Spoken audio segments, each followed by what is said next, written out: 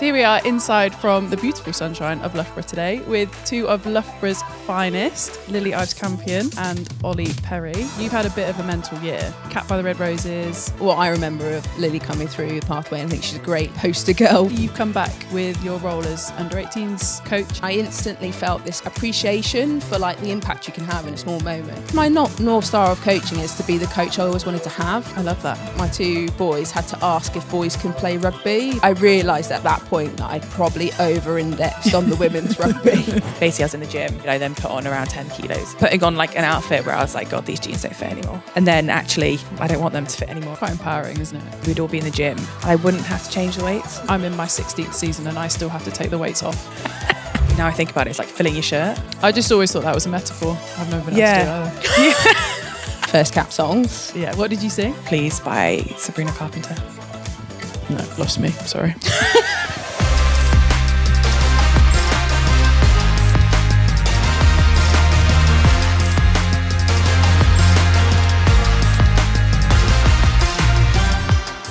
Welcome to The Good, The Scaz and The Rugby in partnership with our friends at Vodafone. We are here in sunny Loughborough and the home of the African Violet. This is where I train every week and it's also home to the university side, and the twos are warming up behind us. They've got the music pumping, the sun is shining, and we've got a couple of our EmpowHER mentees also playing in today's game. Later we'll meet one of my youngest teammates and newest Red Rose, Lilli Ives Campion, and then somebody slightly more from my generation and part of the England under-18s coaching setup, Ollie Perry. But before that, I'm going to take you on a tour of the UK's #1 sports university with my boss and Loughborough Lightning head coach, Nathan Smith. Here he is, actually out on the pitch for once, not in the office. How are you? Yeah, very well, thank you. Good. So let's talk about us and Lightning for a minute. How has the season been going? Because we've actually started to get a really good run of form. How's the season going? I think it's been frustrating, especially for the first half of the season. I feel we had some real good opportunities to get some points on the board. Probably didn't quite get there. There's been, a heavy injury list and whatnot, but it's also frustrating when you can see what we're doing in training. You know what it's like. Yeah. Like, we're putting it in training, we're playing some good stuff, and maybe not quite getting what we wanted at the start of the year. However, second half of the year is going pretty well. We've challenged some, the big teams within the league, and hopefully we can finish with a bang. Because obviously this is your second season. I don't know whether you just say it to us in meetings, but obviously some of our performances recently you reckon have been some of the best we've put out, certainly from an attacking point of view. Yeah. Do you think is that fair? Yeah, 100%. I think it's some of the best performances I've seen in women's rugby. Like, it's not just, I'm not just saying it. I think the way we play, how fluid we are in attack, I think it is generally some of the best rugby I've seen. And moving forward, hopefully we can just keep improving. It's definitely fun to be a part of, so I'm enjoying playing at the moment in our structure. Yeah, but like at the end of the day, you have to enjoy playing. So if you don't enjoy playing, what are you doing it for? You've done everything else. Yeah. So yeah. I wouldn't still be playing, that's for sure. Yeah. Not at my age. Yeah. Obviously we're here at the uni, we've got an amazing pathway. The twos are literally playing behind us. We've got the college over the road. Can you just talk us through the pathway and how it works a little bit here? Yeah, so like essentially the pathway is something I'm really proud of, the university is really proud of. So there's college programme over the road, Loughborough College. And then there's obviously the BUCS programme here, where we've got 4 teams working up the leagues, and then obviously primarily my eyes are set on the BUCS 1 team in terms of the Lightning players which are playing for BUCS 1. They're part of our developing team that will eventually progress and go into the Lightning side. What I like about it is, like, we're watching a BUCS 2 game now, and they're running the same strikes, running the same attack that we're trying to do at Lightning, and it's just fluid throughout the club, so that when someone does come up from BUCS 1, they know exactly what they're doing within the Lightning team.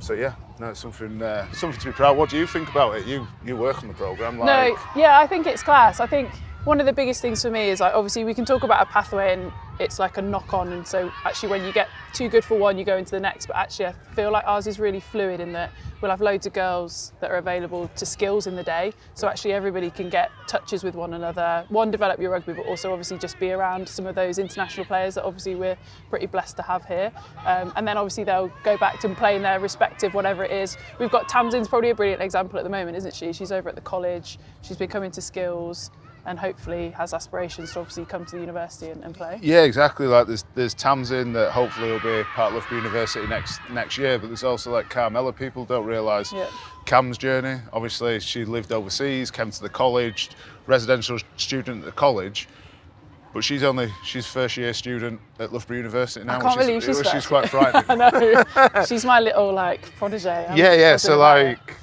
well, she's better than you. Well, yeah, obviously. Yeah, obviously. But no, like it's people like that. Lilli, the same. Yeah. Just looking at a picture of Lilli there. Lilli, the same. College, university, lightning, and that's how we see it going. I feel like there is a fundamental issue within the PWR that there's not enough players to go around. So you've got 9 teams. We're all every team's well coached. Every team's doing the right things. It's just the body of players to make the league as competitive possible probably isn't there, especially with the EQP rules. Yeah. So like, when I did come in, it's highlighting the fact that the pathway has to be on point to produce these world-class players, to produce Carmela, to produce Leah, and then the Tamsins next year in the future, and rolling on from that. Like we've got obviously Alla in the programme at the moment, which she's frightening. She's never played PWR before, and she's going to take the league by storm next year. And you're just like, it's so exciting that we've got these players like almost like waiting in the wings, learning the lightning way, and then they're going to come through hopefully. And then just the other bit on the pathway that we haven't touched on, obviously it's, if you're at university it's very easy, you can play rugby, but if you're not at the university and then you're not getting lightning games, we've also got this lovely connection now with Buckingham Swans. Can you just tell us a little bit about that? Yeah, so the Buckingham Swans connection is really important. I don't think rugby's should just be for people who want to do higher education. Like essentially that's, it shouldn't be your stopping block for you to kick on, so essentially if you need, there's players at Buckingham Swan we keep eyes on in terms of playing championship rugby, but then also they've been extremely helpful this year in terms of playing the actual playing numbers you need to facilitate training and make sure you're getting effective training sessions. Huge, and they help us out with that as well. And Tiwa, for example, like Tiwa's played Premiership rugby against Saracens, but prior to that wasn't in a pathway, wasn't in a academy. She's just come from Buckingham, had taken her opportunity here and played Premiership rugby. And she's now all of our new favourite person. She is. Your favourite, she's definitely yours. No, second favourite. 2. Izzy Winter. Yeah, strong. Nice. Okay, awesome. Right, thanks Nathan. Let's go and have a look at our base. Let's do it.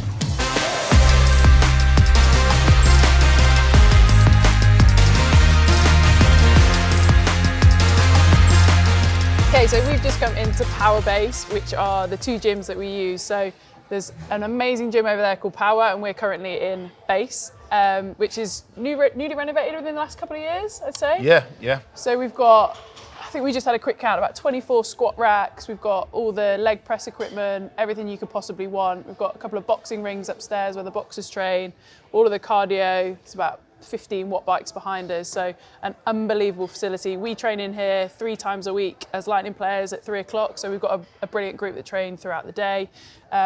It's also a public gym, so there'll be elite times and public times, so the students will be in here. We'll come in here as elite teams, as do other elite teams. The netballers use this a lot as well, and that's kind of how both gyms function. So you can come in as a normal person, tap in, or in groups. This is one of the best things about Loughborough, isn't it? The facilities that we have. Yeah. Essentially, just there's not a lot to say because it speaks for itself. Like I say to anyone I'm trying to recruit or want to come to the university or to Lightning, come to the environment, because as soon as you come to the environment, you'll want to come to Loughborough.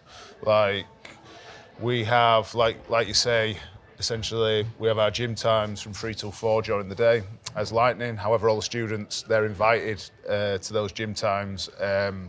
Obviously, lectures permitting, but yeah, like you could be like Loughborough Lightning rugby could be on one side, and on the other side you could have like literally, you think of a world-class athlete or performance sports person, and they could be training alongside with you. I think that's one of the beauties of being a student athlete at Loughborough is like people like yourself. So like essentially you can come here, get a degree, improve as a academic as an athlete, but you've got someone like yourself, a world-class athlete, to really emulate, I'd say. And it's not just in rugby either. Like it's the list of Olympians was pretty frightening over the Paris Olympics. So yeah.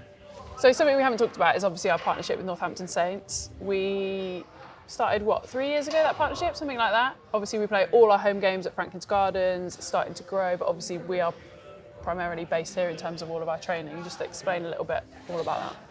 I think the great thing about working with Northampton Saints is we share similar ethoses. So like, we want to develop rugby players, we want to develop people to be better, to play to the highest standard they can possibly play, and kick on from there. And they're exactly aligned with that sort of mentality. So just in terms of learning around development of athletes, like it goes hand in glove, the partnership from that perspective. I suppose, throw back to you, what was it like pre-partnership? How has the programme improved through having Northampton Saints a part of the programme? Because we can see the facilities here are brilliant. Yeah. What do they bring to the party that you like? I think obviously being able to play all our home games there has been massive. Like obviously being out there on the crumb is cool, but in terms of being the best level of domestic rugby that we have in the league, you want to be playing in stadiums and at these kind of big venues that can support that. So I think that's been awesome. The girls really get behind that. Obviously we go and train down there a couple of times, don't we? If it snows, we can go and train indoors in the barn, which we all definitely appreciate. So I'm a big fan of that. And then I think just like the additional support around some of the comm stuff. Obviously having Bobby and Connor who work basically just with us in terms of being able to showcase more on Instagram, social media, all of that side of stuff, which I know we aren't obviously big advocates for, but it's so important for the youngsters to see us like that. And obviously also being at Franklin's, like we are now creating our own fan base. So obviously they're a brilliant rugby town, aren't they? They have their own fan base, but we're now getting either some of those guys or brand new people that want to come and support us. And we had a record crowd against Tigers last time out. So I think all that sort of stuff is genuinely exciting. We're kind of building our own community down there. Yeah, I think just jumping in there, Scaz, the double header we had the other week, obviously a great result against Saracens, but what I loved about it was obviously the lads kicked a last minute goal to beat Bath, brilliant. And then we get in there to play and there's just so many people stayed behind to watch. There's, the atmosphere you could feel, obviously, from the last kick to win, then to get out on the grass to play. I think that, really helped and energised us as well. Yeah, nice. I'd say. So obviously we don't have too many games left of the season, but what are the goals and then I guess looking ahead to next season as well for Lightning? Like goals-wise, at the end of the day, like the table, doesn't look great. Like I think we're far better than the position that we've shown, but like my biggest goal is just to keep developing and keep growing. Like obviously we've decent result against Saracens. I thought we played really well against Exeter and pretty unfortunate not to get the win there. But the best performance has been Tigers in terms of fluidity of attack, how we played, how the Lightning sort of DNA is unfolding. Like as long as we keep improving on that, we might not get the results, but I just really care about developing our performance, which then leads us through into next season. Next season is going to be tricky, I think, for everybody. Like you're off the back of a World Cup. You don't know how many people are going to come through the other side of a World Cup physically and mentally ready to play a PWR game 3 weeks later. Yeah. So it's a case of, that's really fascinating in itself. Is it a team that's going to have, a limited number of internationals will actually come through at the start of the year because they've had more time together in pre-season? Or, Red Roses, God willing, win the World Cup, are they then springboarded into the league or have they had enough, of rugby? So it's like, I think next year is fascinating. For me, it's just, when I came here, my intention was never to build a team. My intention is to build a programme, develop a programme, and over time that will bring success and it will bring more wins than it will losses. And we have to break into the top four sooner rather than later. Disappointed it's not this year. However, we've got great opportunity next year, especially with the younger players that are coming through the pathway at the moment. Fingers crossed. Like yourself. Yeah. So we're talking about supporters, and we all have one of the best new supporters in our programme now, thanks to yourself and Sarah Hunter. Obviously, you're at the half. Baby Olivia, how much has she changed your life? Because she actually came to our meeting last night, and I don't know if you noticed, but she completely fell asleep while you were talking. Not the first person to ever do that. Yeah. I did coach in the men's championship. There's a fair few lads asleep then. She's completely changed my life. Just because you've just got someone to look after and who's completely dependent on myself and Sarah. Like, has it changed me as a person? Probably. Like, I reckon it softened you up. Definitely softened me up. I feel extremely fortunate that I've got Olivia and Sarah to come home to after a tough day at work. Like, we love rugby, we love the sport, but it's tough at times. It is a job, and I'm extremely fortunate to have those two people in my life to be able to go home to. What I would say is she's pretty lucky. Like, I think she's been reasonably lucky since she's been here. So yeah, long may that continue. And she's watched. It must be a record. What, she like 3.5 months old now? The amount of games of rugby she's watched live, and then also she's been through like, the European Cup on a Saturday afternoon. She's watched every game. So yeah, she's definitely going to. She doesn't stand a chance, does she? Nah, no, she doesn't. Over 2 rugby coaches. Yeah, oh, bless her. Well, we've loved having her around. She is definitely the best supporter. Yeah. Just flipping it back to BUCS, like BUCS ambitions for the year. Obviously, they're still got a lot of games to go and playoffs come in. I think we've got an incredible chance of winning it. Like, I think but what I would say is that league is just getting stronger and stronger each year. Like, last year we came out of nowhere really to get to the final, and then it's an incredibly competitive competition. Obviously want to win it. BUCS has a huge history within Loughborough University as an institution. Sarah Hunter, actually one of the first people to win it. Sarah Hunter was one of the last players to win the competition. So it's like, it is important to us. We'd love to win. However, we are completely aware of how strong the league is getting and how strong other programmes and teams are getting, especially now with more of a relationship between the universities and the PWR teams. Nice. I'd say. Awesome. Thank you very much, Nathan. We're going to go and find Lilli Ives Campion and Ollie Perry. Thank you, Emily. So here we are inside from the beautiful sunshine of Loughborough today with 2 of Loughborough's finest. 2 of my teammates, past and present, Lilli Ives Campion and Ollie Perry. Hi guys, how are you? Good. Hello. Have you had a good day? You both look so nervous. We've just been sat here chatting for half an hour and now you've got totally the cameras are rolling. Yeah. I mean, this is... You just went all serious. Well, I know, you have to switch it on, don't you? Ollie, when did you come here? Oh, a lifetime ago is the answer.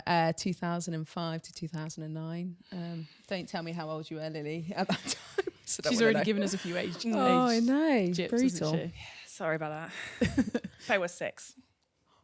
Were you actually? Yeah. Sorry.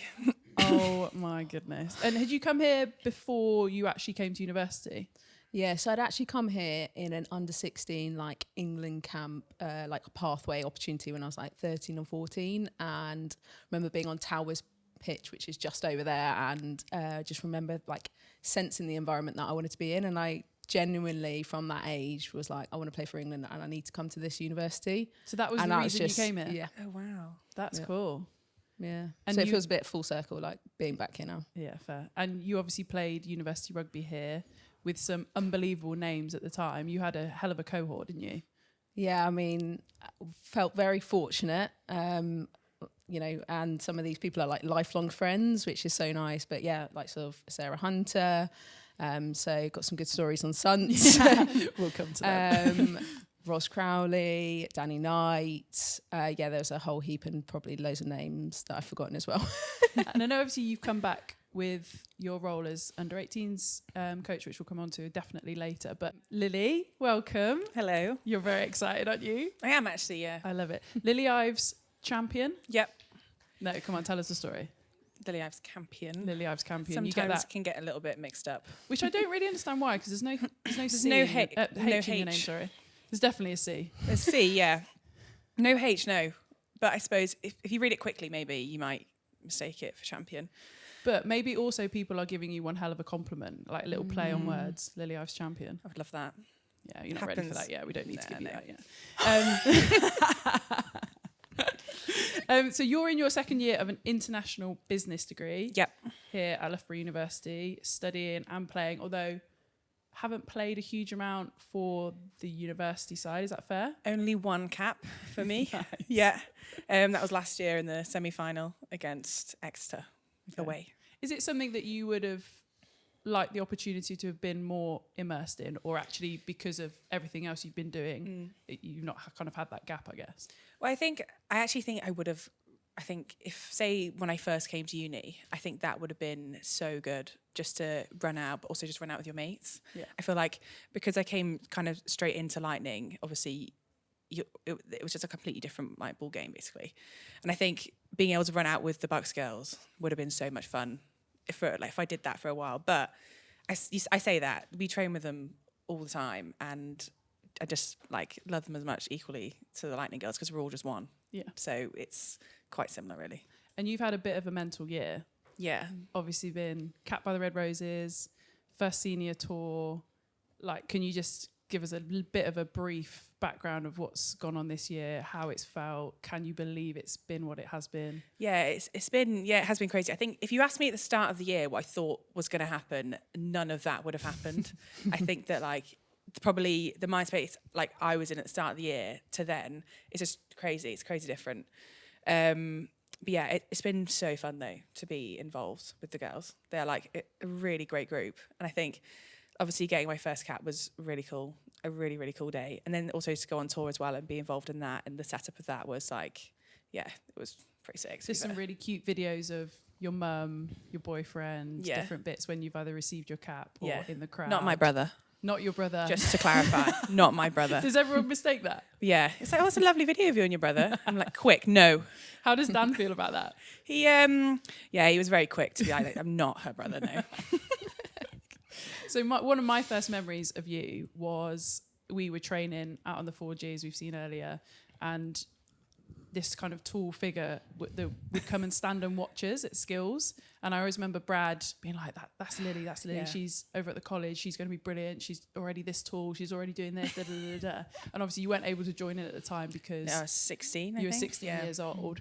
But does that 16-year-old believe where she is now? Because that wasn't that many years ago. Like, no. Ollie and I can sit here and reflect on 15 years ago, but that wasn't that long ago. Yeah, no, not at all, actually. Because I remember just being actually quite starstruck by that point, obviously, like with Sarah Hunter running around, Scaz running around somewhere.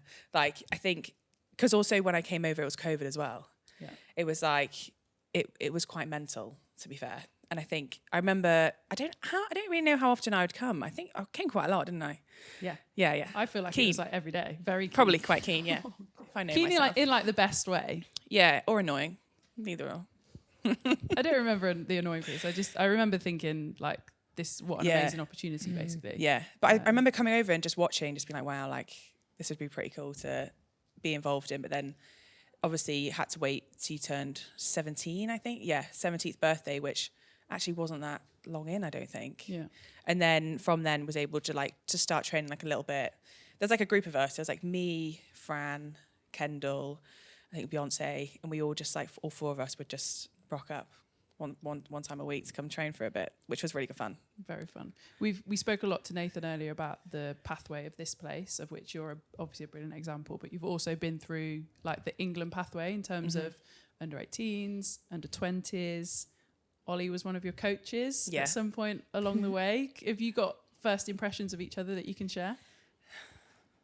Have we? I'll kick off because it totally doesn't surprise me that Lilli was there every week or every day as you remember it. Because what I remember of Lilli coming through the pathway, and I think she's a great like poster girl for the pathway and where you are now. Like totally not surprised by it, and like feel it, proud to be like a small part in that of your story. But just like obsession with the detail. She loves like the just, detail. Like Detail oozes key. out of you. Yeah, and I you're so coachable. And I just think like the best players in the world are the ones that really want to learn and that are like super coachable. And I think that just in your attitude and the way you like how you go about playing, I just think is really so cool. Lovely. Do you think that pathway really helped when you came into the senior squad? Because obviously still super young. I know we'll come on to it again later. It's one of the reasons Ollie's obviously involved in the coaching is to try and make that more seamless and less of a jump. Well, this year's my first year actually out of pathway, which is quite mental in itself actually. But I think that whole process of coming through 18s, 20s is just actually going away and being in a squad and training, I think is really good. First of all, for personal development, and second of all, for like having that rugby ability to go and also play with different people. Because I feel like I loved going and training with different people from different clubs. I thought that was really fun, and meeting new people. And as much as like you can go to play rugby, I think that social element and that just being with like people and different people all the time, I thought was really fun, especially like growing up as well. I say that, like being in there. You're still growing up. I'm still growing, yeah, still growing up. I think that like it really helped me as well, like probably find out like my personality, things like this, that you obviously learn, but like you do it with people that are kind of like similar minded. Yeah. I thought it was great. And is that also how, like, coming into the senior squad, the girls really got around you, looked after you? Obviously, there's a few of us from Loughborough there. There's a few cool stories about Mo. Mo was on this big campaign, wasn't she, to try and get you 100 caps later than her or something? Yeah. So it was all you guys spoke about, I swear. For a while, yeah. Yeah. Yeah, basically. So basically, we sat next to each other in the changing room. So just for context, when we go to Penny Hill, they get put up, don't they? So our names get put up in the change room, so you don't necessarily choose where you sit. No. So you guys were next but to each other. Once you're there, you're locked in. Yeah, you're there for the People rest of the time. Quite precious about it. Yeah, that's your seat basically. So me and Mo sat next to each other, and we're looking at a cap number. She was like, "Oh, like you'll be soon, maybe, whatever. We'll see. We'll see what happened." Anyway, so we saw a cap number. Then it was 161, and we were on. I think the last cap person was 259, maybe 258. Can't quite remember who it was. But anyway, we were talking. She'd be like, oh, it'd be pretty cool if you were 261, wouldn't it? Like that would be quite cool. Like 100 caps after me. And I was like, yeah. To be fair, that would be pretty cool. Anyway, back of the mind, we'd speak about it, maybe manifest it, I suppose. So that time came around where obviously got told I was going to get my first cap, and then like I didn't realise until probably. I think it was a team run day where like, so all your names will get put out and your cap number would be underneath. I was like, hang on a minute. I think my cap number's going to be 261. It was so sweet. And obviously went to find Mo, and it was, yeah. I'm not sure who was happier. Getting your first Red Roses cap, or Mo realising that it's going to be 100. Like it happened. Like what we spoke about, like the pre-season prior, like it quite happened. It was quite sweet actually. Her reaction. Yeah. It was like epic. Yeah. But I think that's really sweet, and it probably shows, and I don't know, can you remember what it was like when you got your first cap? Because I often reflect on, and it's no reflection on the players, but just the times were very different. Like it was, that obviously is a lovely story. It's very wholesome. It's very welcoming. But actually, it was a slightly frostier times back in the day, wasn't it? Like it wasn't. Yeah, I mean, Penny Hill Park was like a million miles away from where we were. It's totally cool that you guys get to use that place now. And I mean, fortunately, the 20s and have had access to that in the past as well. But I mean, that was like, felt like a different world for us to have access to. I can remember you were playing for my first cap, Scazzy, and I felt like you'd been in that squad forever, which probably doesn't stack up. I mean, very different environment to kind of what like you experience in the Red Roses kind of culture and everything like that now. And it was a bit of a surprise kind of filling in for an injury at the last minute through a Six Nations. And if I'm honest, I wasn't sure I was going to get game time. And then the hooker, Amy Garnett, at the time got yellow carded within like 20 minutes of the game. And I was Not like... always a huge surprise, was it? No, it wasn't. We I love think but it was a surprise to me at the time. So I think, like mentally you weren't prepared. And I kind of, it all happened really quickly and felt, couldn't tell you one thing other than throwing the ball in the line out. And then being on the bus for an awkward moment of having to sing a song, Yes. and had no idea what to sing. Had no one prepared you? Well, I had, but it all happened so quickly from the call up that I hadn't even thought about that moment. Yeah. But that bit is still the same, right? That's First cat still songs. the same. So Yeah. What did you sing? In the jungle. I mean, I think they had to tell me to stop because I got like high pitched. You would give it beats as well, I reckon. Yeah. What did you sing though? Well, I started singing a song, but I didn't quite realise you couldn't sing the same one. Oh. And then I sang Please by Sabrina Carpenter. No, lost me. Sorry.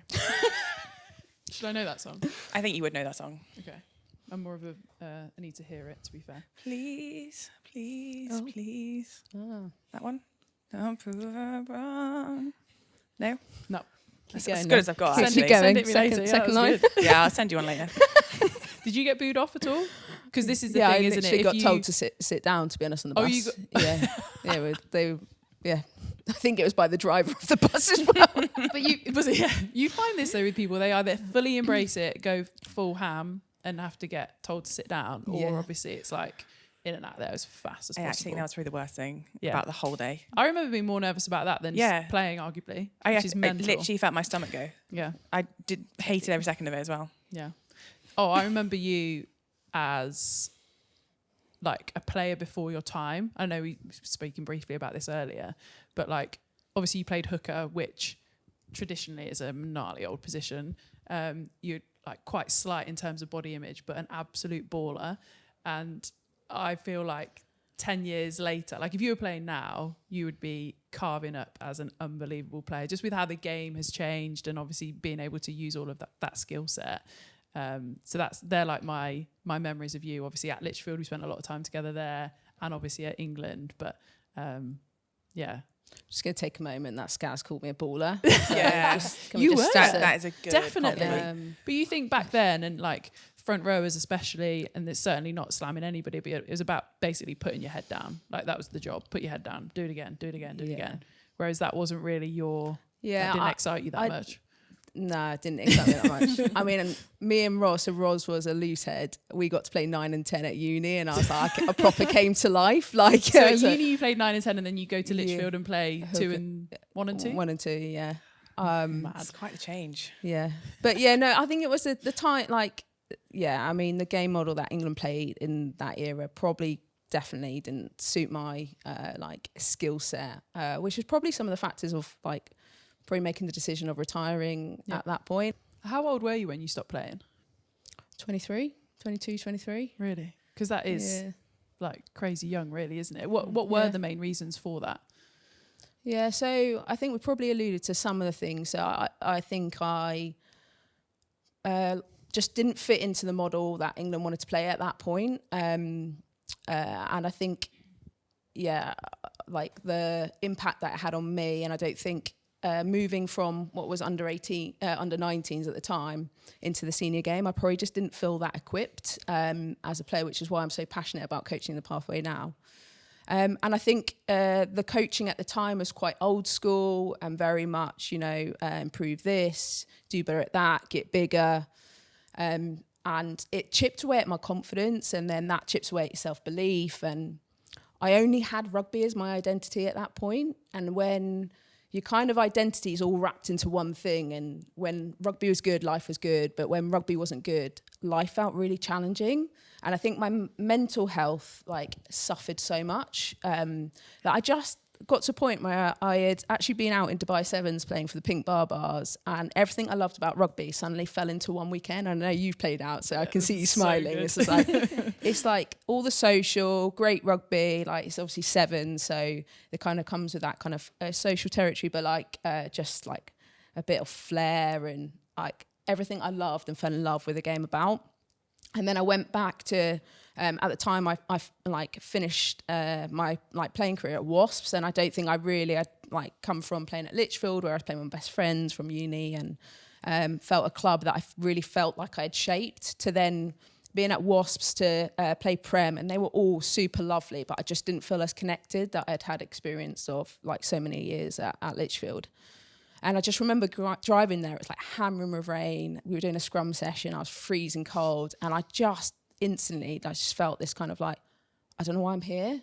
Like, I just like wasn't, I just like noticed like this like pang in my tummy of like, I've fallen out of love with this. And if you don't love it, you know, at the time it's not professional. So I was working, like I had my own business. I was PT at the time. And you're working like ridiculous hours and training ridiculous hours around it. And I just was just like, I'm done. Like, I just remember this feeling of I'm done. And I'm probably like, because at its darkest points, it was like really low. And I just think almost like that kind of decision of, I feel like I'm saving my own life to come out of that and take some time away from it. So yeah, it just felt like the right decision. And I that sounds really dark and really deep, so I'm sorry for sharing all of that. No, but please. I totally am grateful for that experience, because I think it's really shaped me as the person I am now and the perspective I've now got.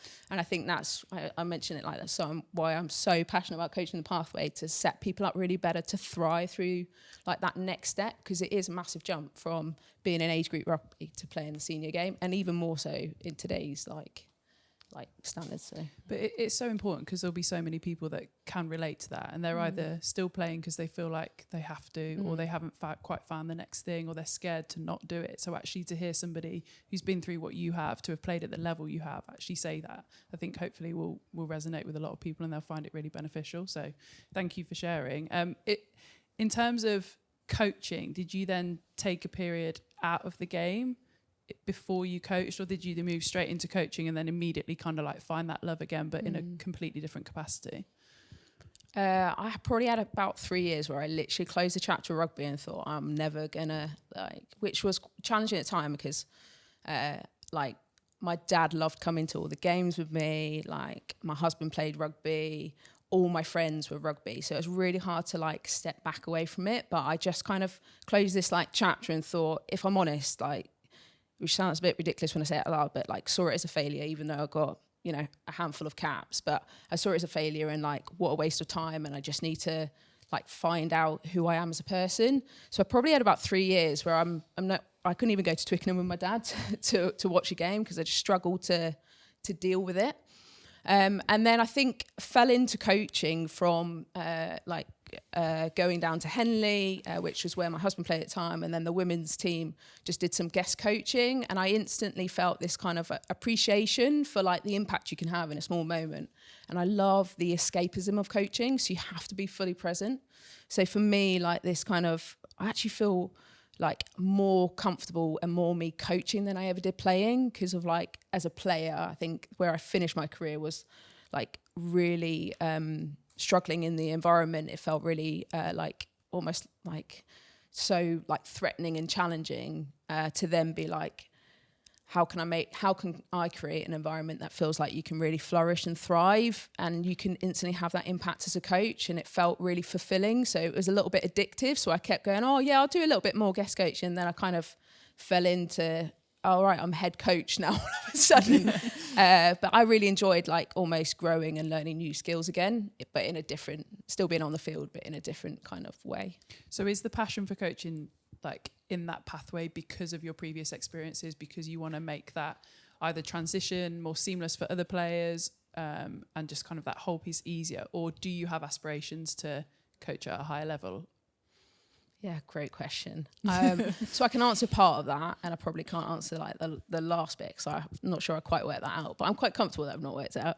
I guess my North Star of coaching is to be the coach I always wanted to have, and I quite like the sentiment of that, because I can't get to the end point, as in I've got to keep developing, I've got to keep learning myself. But it's something that guides me just principally because I think of, if it is hammering down with rain, is what would I want if I was a player right now? I'd want to keep moving. I would want it to be really engaging, like not like pausing for tons of coaching intervention, right? So I think that does help guide me. And I also think like when I'm giving someone feedback, or I'm like, how do I want them to feel in this moment? Like, what do I want them to leave with from this conversation? So I think it just guides me.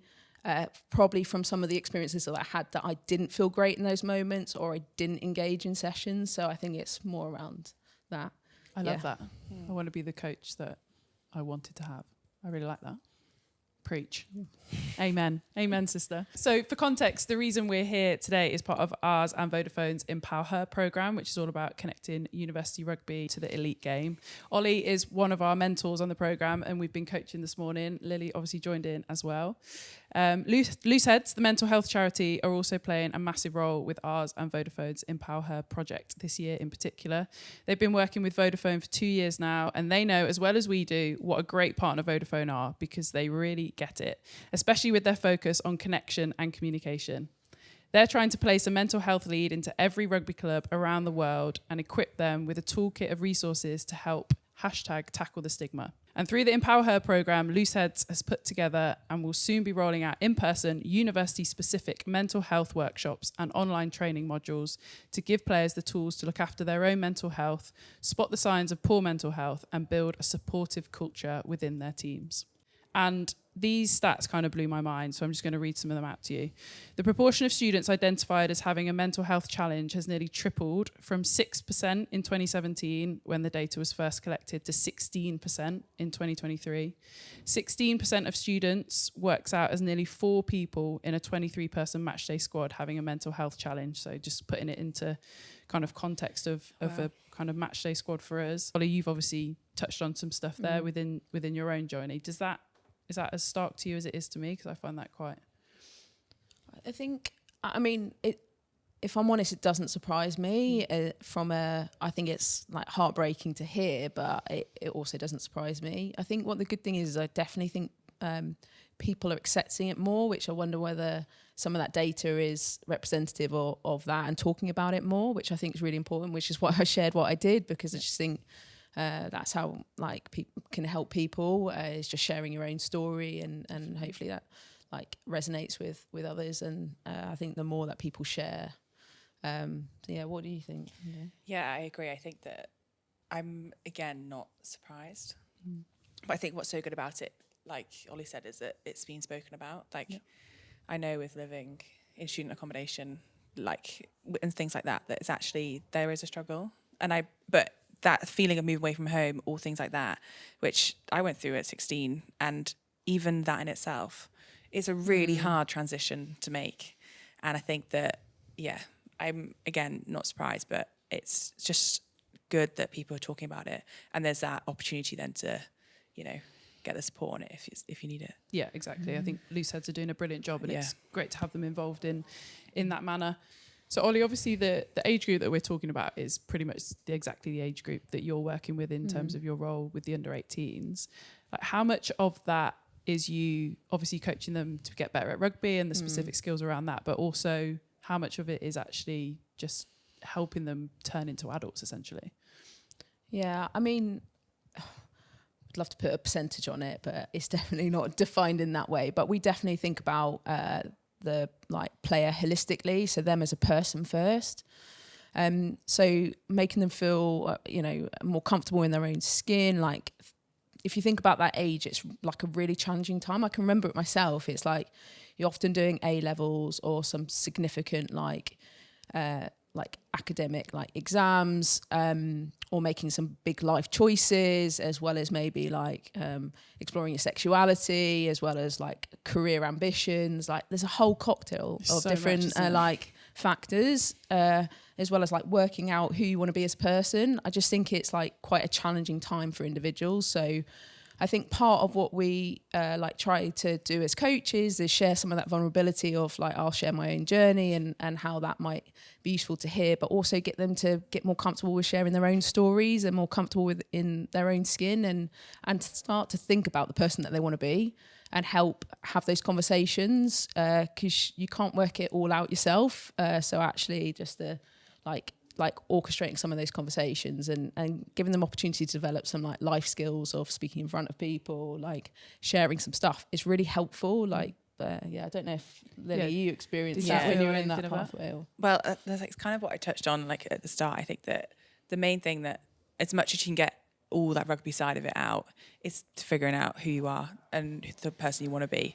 And I think that being involved in camps really defines that for you. And I think if that's 18s, 20s, seniors, you understand, like, there's no better way to understand yourself more. And I think that having coaches around, other players around, just really can like put you in the right stead forward for that.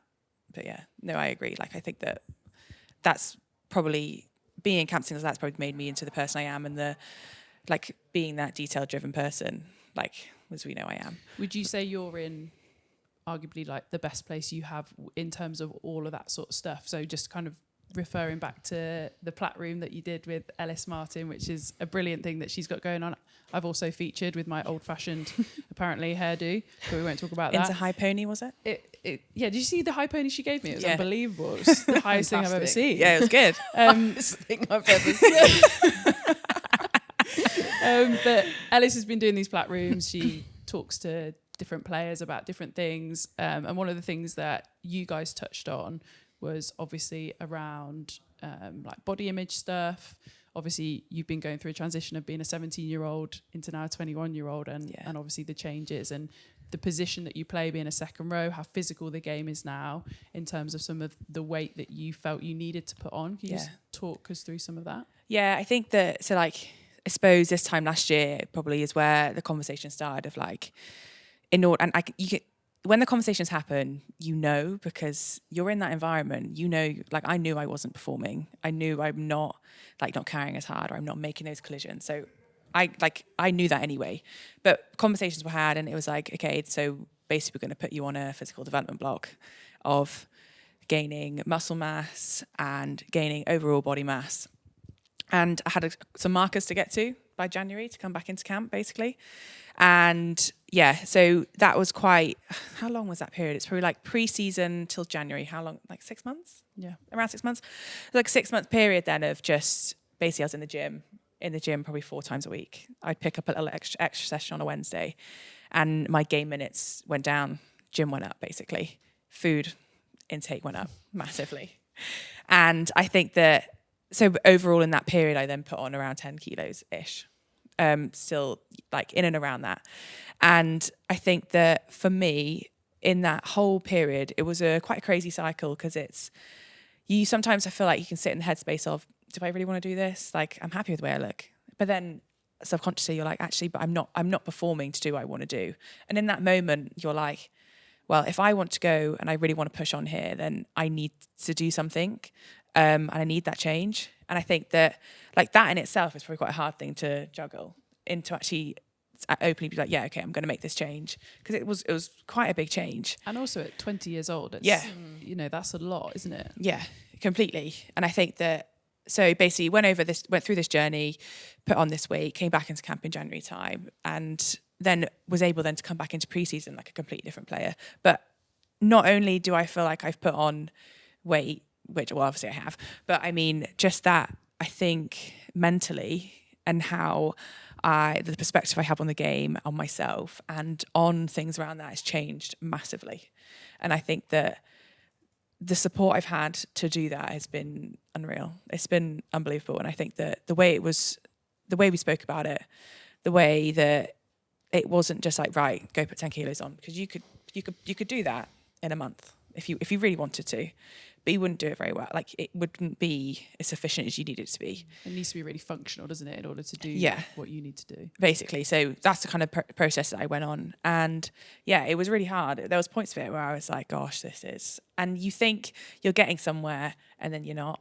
Well, you are, but you're not. And then you're like, you just miss a marker, or you just miss like a strength score. And it's just like, okay, you gotta go back, gotta go really push it. And like, it really does test your mental resilience of like to what it's like.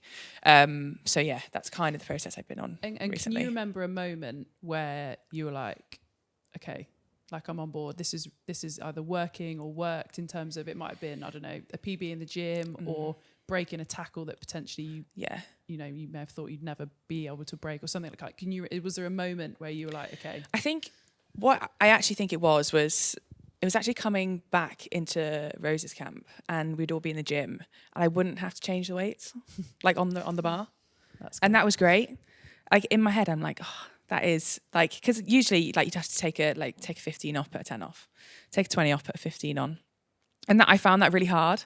But going back in and actually not having to do that and like add more, however that was, for me was like, actually, you've you've got to where you need to, but obviously there's way more room to go. But I think for me, like, that was probably a really big thing.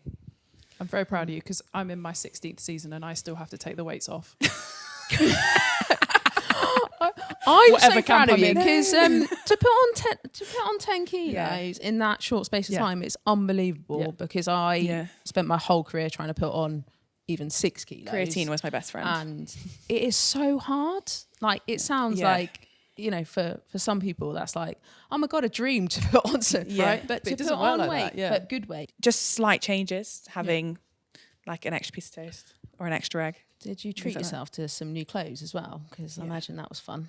Yeah. Well, Well, totally. yeah. I mean, I can only relate to this because I'm obviously a mum of 2, so I did the opposite. So I put on 10 kilos to have a child and then took them on. Yeah. That was the first thing I did was treat myself to a new wardrobe. Yeah, I I think new body shape, you know, new wardrobe. It was so when I got to grips with it, it was good. But there was a point where like was putting jeans on and they're not doing up, and things like you putting a top on and it's like that's not what I think looks good. However, you very quickly when you hang out with the girls and you go out with all the rugby girls and we're all showing off and then you just like it is fine, and that's where like that putting on like an outfit where I was like, God, these jeans don't fit anymore, and then actually I don't want them to fit anymore anyway. Yeah. I didn't like them. And that's that Quite mental empowering, isn't it? transition, Yeah. isn't it? Yeah. And like loving your body, but in a like different to how you loved it before. It's Yeah. like, I think that's. I honestly, I look back at pictures of myself now and I'm like, don't know how I thought that was all right to look like that. Not that it was bad. But you were also 17, 18 Yeah. years old. Like, Yeah, it's exactly. Part of it all. And isn't it? society puts its view on what you know what looks good or you know what should be accepted as a female as a 17-year-old, right? Yeah, So exactly. it's like you say, you feel different when you're in different environments. Yeah. So like you mentioned about when you're around with her. Yeah. I also Showing off your muscles. Yeah. She's Yeah. flexing around in there constantly. always. Yeah, it gets well Every time I boring. see someone, they must be getting bored of it. But no, also I think another one of those was like, now I think about it, it's like filling your shirt. Never thought about that before until I actually filled a shirt because it's hard to put on. And I was like, I just always thought that was a metaphor. I've never been able to do it either. yeah. But honestly, when I like that, like putting one back on and I was like, actually, God, like pulling the sides out because I couldn't get it on. Like, not that it was that big, but it was like, that was like, they're the little things, like the same with not having to change the weight. You're like, oh, Class. that's And good. now you're ripping up trees, so love that for us. Yeah. Just one thing finally on the plat room. Yeah. Iced lattes. Yeah. I You've been love getting a fair iced bit of grief lattes. with it though, Yeah, I haven't you? have actually. So basically I said, I really like going for coffees with my friends. So I really like iced lattes. Sorry, but just because you can drink them really quickly. Well, and I just think they're good. you want speed in the conversation to get it through. Yeah. I love spending time with my Yeah. Anyway, gotta go. Anyway, see ya. Yes, That's bye. for me left. Just sat there with your flat white. But yeah, well, I also think I love them because usually if we're getting a coffee between sessions, it's got to be a quick one. No? So what's quick about it? Drinking it or receiving Well, I it? think I can just drink them really quickly. Like I genuinely, in the summer they are so good. Summer, I'll give you that. Yeah. But I do love them in the winter. Well, I love them in the winter Do you too. feel a social pressure to drink flat whites like everybody else? I just don't want to actually. Okay, fine. Yeah. You stay stronger. Because you're a flat white lover, I am a flat white lover. and you wouldn't change that. Like, I can also drink it quite quickly. yeah, well, Yeah. yeah, I'm going to be a nice latte. Do you know who else is? Georgina was as well. And we outing people. No, but we I'll used. take you down with me. And Yeah. I'll take you down So with if me. you're gonna out me, you can out her too. All right. If anybody else loves a nice latte, please let us know. We used to go together and just drink them and then go. Get out of there. Yeah. Funny. We'll jump back to Loughborough now. We mentioned baby Olivia earlier. We spoke to Nathan about her too. Obviously, Sarah Hunter and Nathan's new little girl into the world. Obviously, Ollie, you were at uni with Sarah. I find it very odd calling her Sarah. But Sarah? I know. Sarah and Sarah. Sunter. Ah, there we are. One of your best friends. What was that like coming through with her, playing the game, and obviously being through England, Lichfield, uni, and now seeing her as Mother Sunter? Mother Sunter. That's quite cute, isn't Yeah, it? that is Very cute. Should we get her a t-shirt with that on? I mean, it's so beautiful, like just to see where she is now and everything she's achieved, like just goosebumps in awe of her. It feels like a lifetime ago that we were here together at uni, and so many stories which are not appropriate to share on the podcast. Can you share one that is? Well, I was trying to work this out because I knew you were going to put me on the spot for it.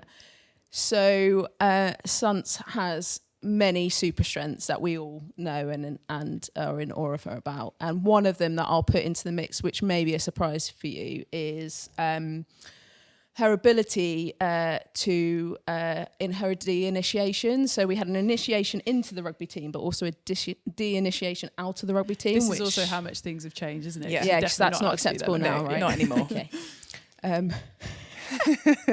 So the de-initiation, what that entailed was 6 pints and 6 lengths of the rugby field. Rarely people finish this, apart from when Sarah Hunter steps up to the line. So you do, because we don't want to split up the pints, you end up doing 2 pints, 2 pitch lengths, 2 pints, 2 pitch lengths, 2 pints, 2 pitch lengths. And it's basically a race. Yeah. A race, well, A race, it but most ends people up don't do it. after one field length, as you know, from many 1,200 metres. This is where Sunt's training started for 1,200, just to, is that after one length, you're really feeling it. So most people end up in a kind of walking. You can imagine the amount of like just fluid in your body for 6 pints is insane. And rarely people finish it, let alone like run it at a decent pace. And then Sarah Hunter, obviously the competitive nature that she is, she's like, I'm going to win this. And everyone's thinking, just getting through it and you'll win it. Yeah. But absolute machine, like I've never seen before. And you know when you think you've seen someone at their best, like on a rugby field, and then she in a World Cup final. in a World Cup No. final, like unbelievable. I mean, the grittiness and resilience. I mean, that's where you see it. Should we give Sarah Hunter the world record for the Loughborough de-initiation? Do you think?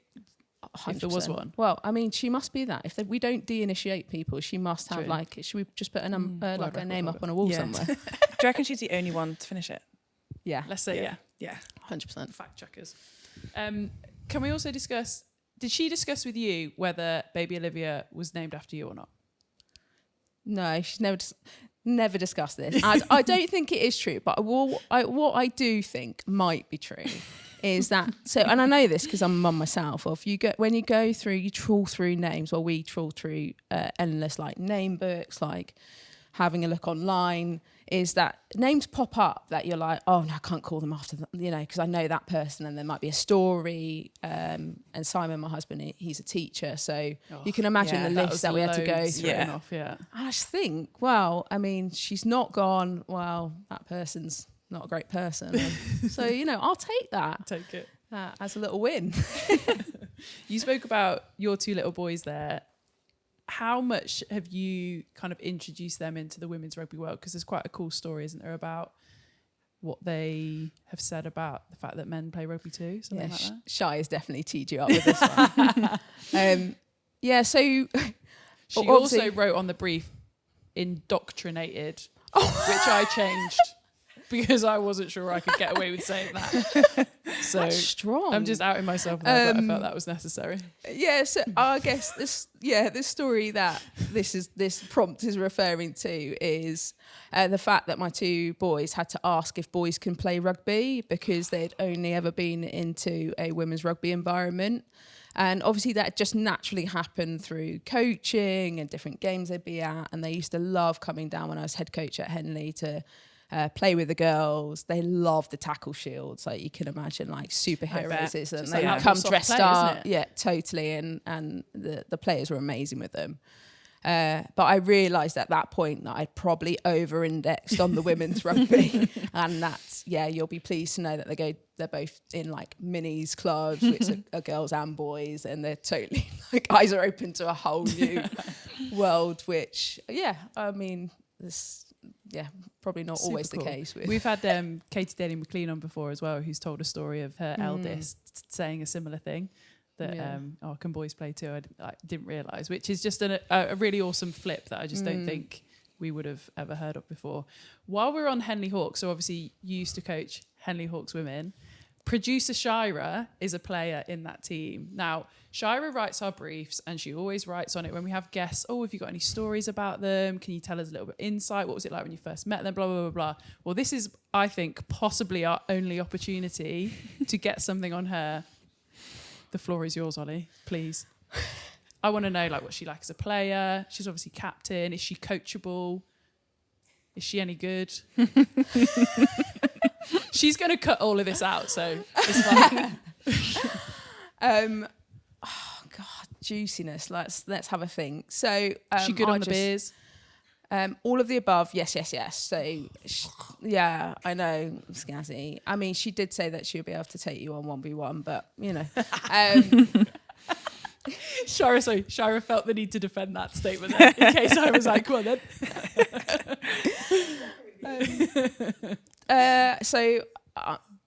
I only have a good word to say about Shy, and that probably doesn't surprise you. She's one of those players, so she's co-captain at the moment. She was captain, and when I coached as well. She's one of those players that puts more in than she gets out. And at champ level, you totally need that. So, there is a handful, and there still is, of core, hardcore, players in that Henley team that are keeping it going, and that will no doubt hand over to that next cycle of hardcore players. You know what that's like. Yeah. And we turn up on Tuesday and Thursday.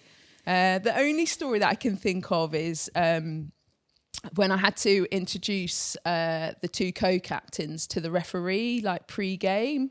And I said, here are your co-captains, Shy and Smelly. And the referee looked at me going, great to know about the personalities, but what are their names? And it totally froze in the moment to go, that is their names, Shy and Smelly. And then I realised how that had come across, Shira and Ellie Smales. And so I had to, but yeah, all round good egg. I can't speak for Ellie Smales, but Shira is definitely not shy. She's totally not shy.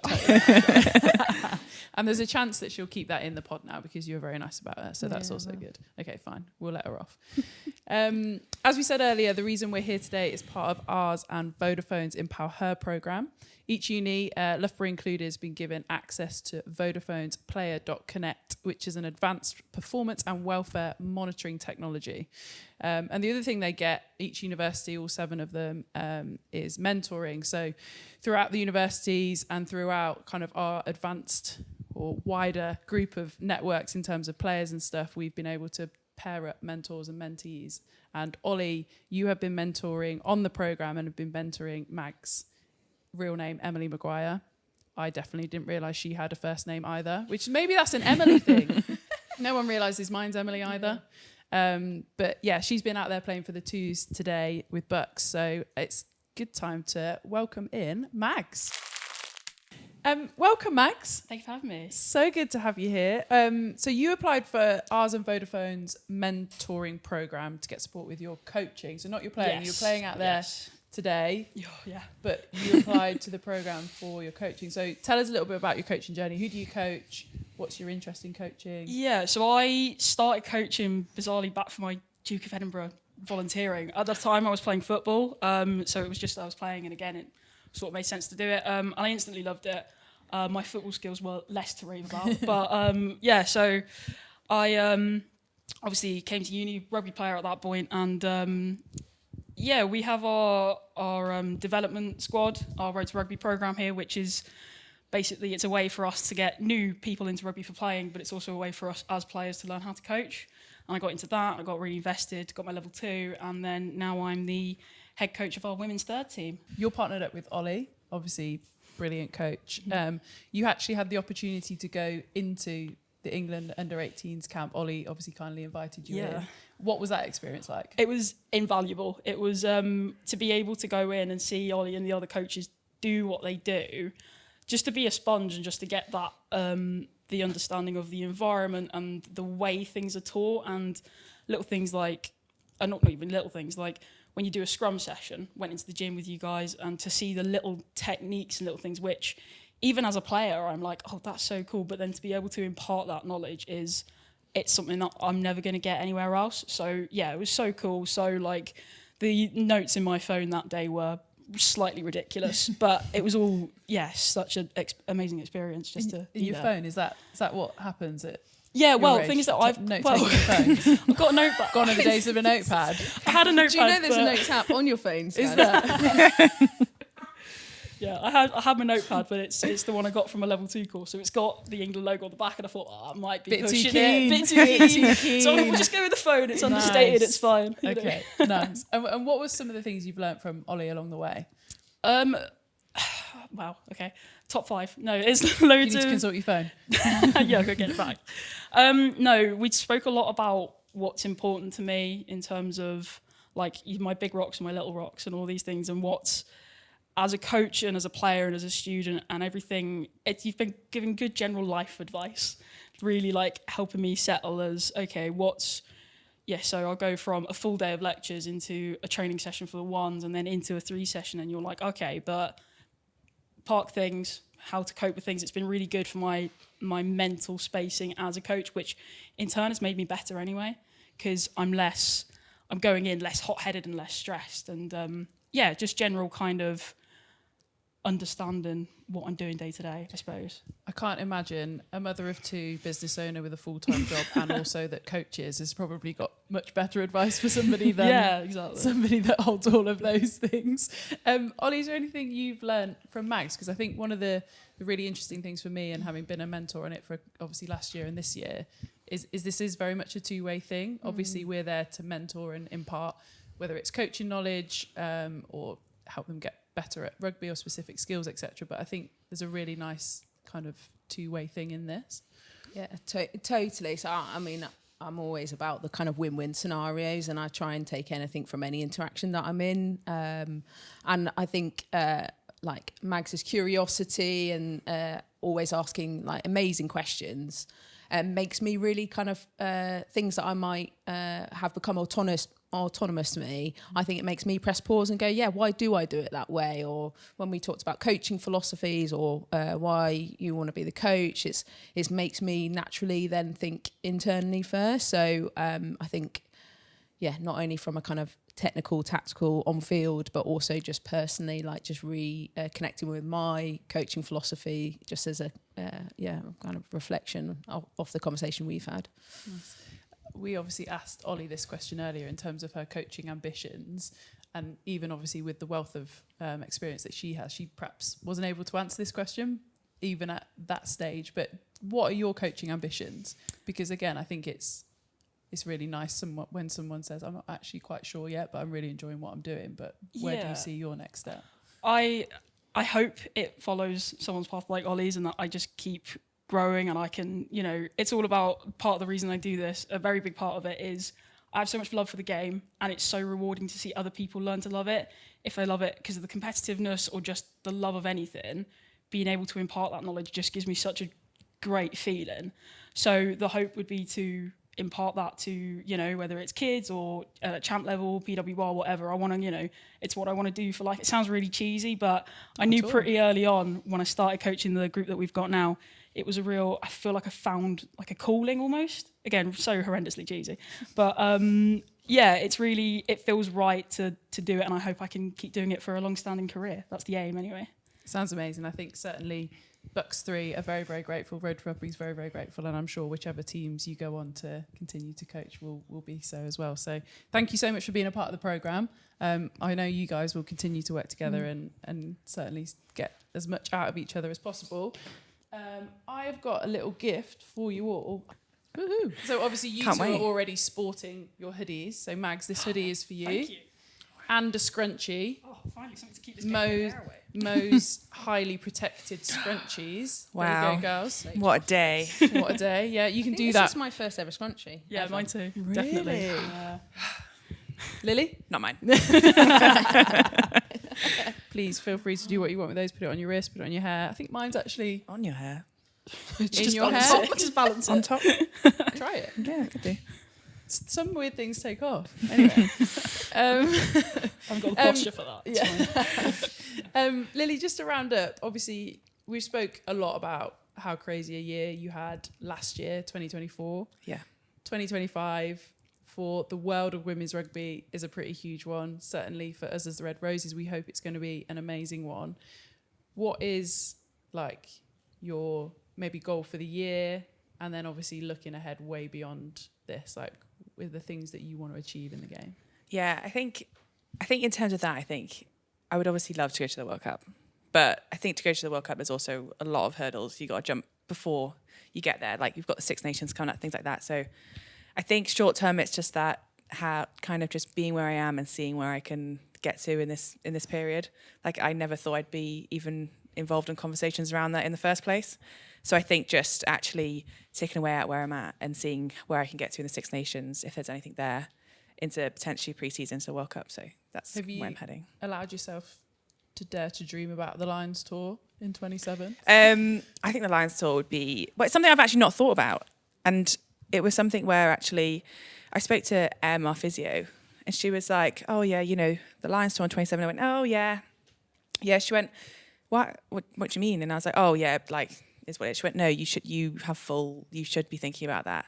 And actually since that conversation, I was like, well, maybe. So it's up there, definitely, but I don't want to think too far ahead. It's so hard. Yeah, it is hard. I asked that question, but if someone asked me, I'd literally, at your age, I'd literally be like, I'm just concentrating on this weekend. Yeah, I'm kind of just living in the moment a bit, Yeah. just taking what tournament comes and what involvements I have in it. So yeah. Amazing. Well, very best of luck, Lilli. I'm hopefully be by your side for lots of it. Ollie, thank you so much for your time and being so open and honest with us. And Mags, thank you so much and all the very best of luck with your continued coaching career. Thank you guys, it's been awesome. If you haven't already, make sure you get your tickets to our live show at the PWR final on Sunday, the 16th of March, a collab with the Power Pod. Me, KDM, Meg, Nick Heath, Philippa Tuttier, and obviously our cat lady. You can find details in the link in our bio on socials.